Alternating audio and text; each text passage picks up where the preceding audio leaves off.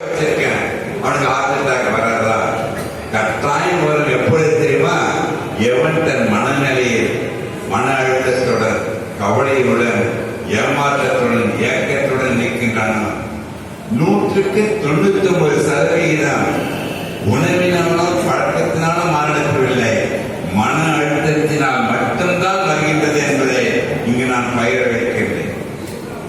நான் பிரச்சனைகள் உண்டு சொன்னேன். பிரச்சனைகள் நம்ம வாழ வைத்துக் கொண்டிருக்கின்றது. பிரச்சனைகள் வாழ கற்றுக்கொண்டால் போதும்.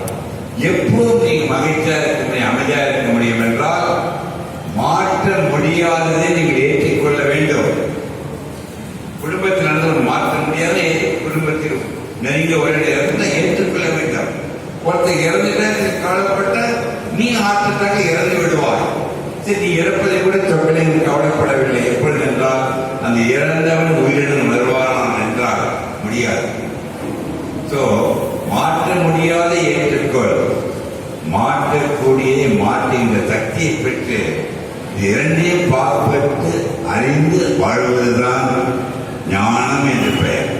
நமக்கு 6 அறிவு படைத்திருக்கிறார்களே கடவுள், 7வது